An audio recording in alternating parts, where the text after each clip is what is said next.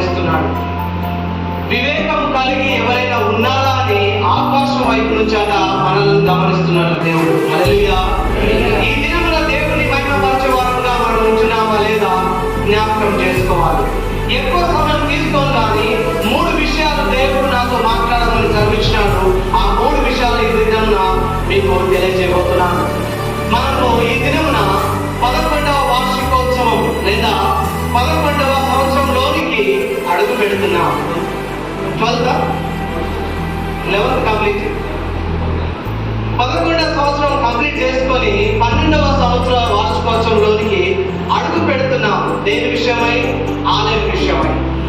10 సంవత్సరాలుగా లేదా 11 సంవత్సరాలుగా దేవుడు తన యొక్క ఆలయంలో తన మహిమతో తేజస్సుతో మనల్ని బలపరుస్తున్నప్పుడు ఈ ఆలయంలో దేవునికి నీవేం చేస్తున్నావు ఈ దినమున గమనించుకోవాలి. 3 విషయాలు గమనించినట్లయితే, మొట్టమొదటిది పరలోక ద్వారానికి మార్గము ఎక్కడ వేయబడిందో ఈ దినమున తెలుసుకుందాం. రెండవది, దేవుని యందు భయం భక్తి ఎక్కడ నేర్పించబడుతుందో అది తెలుసుకుందాం. మూడవది, దేవుని భయం భక్తి ద్వారా నీవు ప్రసిద్ధించుకోవాల్సిన విషయం ఏమిటో ఈ దినమున దేవుడు మనతో మాట్లాడబోతున్నాడు. హల్లెలూయా.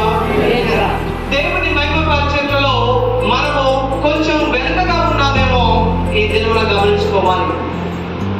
దేవుని పాటలు పాడేటప్పుడు చప్పట్లు కొట్టడానికి మన చేతులు సహకరించట్లేదేమో, దేవుని పాటలు పాడడానికి స్వరం సహకరించట్లేదేమో, దేవుని మహిమపరచడానికి ఆరోగ్యం సహకరించట్లేదో, కానీ మనతో పాటు పోటీ పడుతుంది ప్రకృతి దేవుని ఆరాధించడానికి. యెషయా గ్రంథము 55వ అధ్యాయం 12వ వచనం గమనిస్తే అక్కడ దేవుని స్తుతిస్తున్నవి ఎవరో తెలుసా? చూడండి ఒకసారి. యెషయా గ్రంథము 55వ అధ్యాయము 12వ వచనం.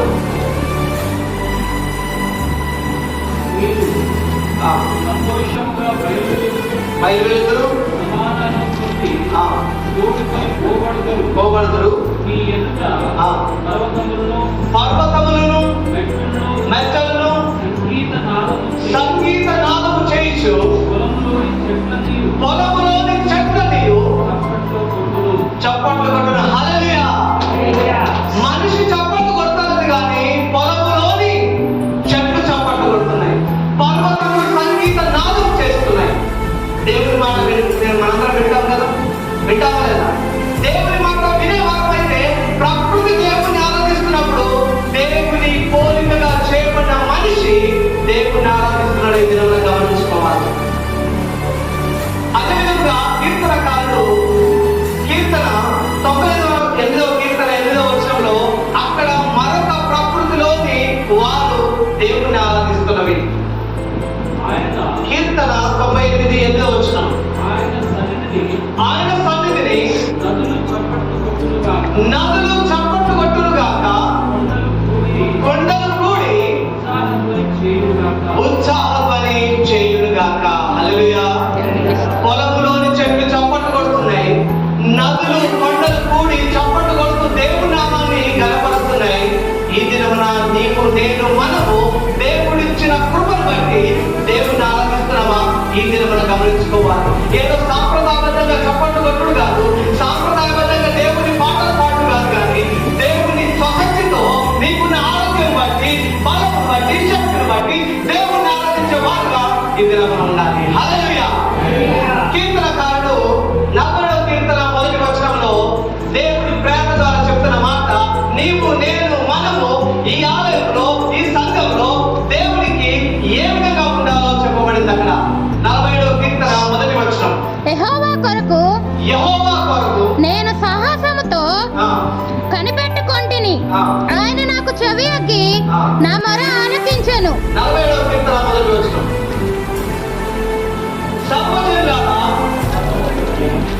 గట్టిగా చెప్పండి, సర్వజనులారా చప్పట్లు కొట్టుడి, జయధ్వనులతో దేవుని గూర్చి ఆర్భాటము చేయుడి. హల్లెలూయా. దేవుని గూర్చి ఆర్భాటం చేసేవారుగా ఈ దినమున సంఘస్థులు ఉండాలి. దేవుని గూర్చి ఆర్భాటము, చప్పట్లు, జయ జయ ధ్వనులతో ఆ మహాదేవుణ్ణి ఆరాధించే వారుగా ఉండటకే దేవుడు ఈరోజు మనల్ని పిలుచుకొని ఉన్నాడు.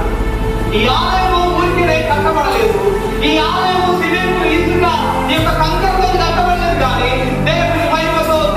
స్థితిగతులు మాత్రమే కట్టబడతారని నువ్వు జ్ఞాపకం చేసుకోవాలి. దేవుని యొక్క బిడ్డలుగా పిలువబడ్డ మనము, దేవుని సంఘంలో మొక్కలుగా నాటబడ్డ మనము దినము దేవుని యొక్క ఆత్మీయ స్థితిలో ఫలించేవారుగా ఉండడానికే ఈ సంఘంలో నిన్ను నన్ను నాటాడు. యెహోవా నాటిన చెట్లని మనకు పేరు పెట్టాడు. యెషయా గ్రంథము మనం గమనించినట్లయితే 61వ అధ్యాయం 3వ వచనం. యెషయా గ్రంథము 61వ అధ్యాయం 3వ వచనంలో నీకు నాకు దేవుడు పెట్టిన పేరేంటో తెలుసా? సియోనులో దుఃఖించు వారికి ఉల్లాస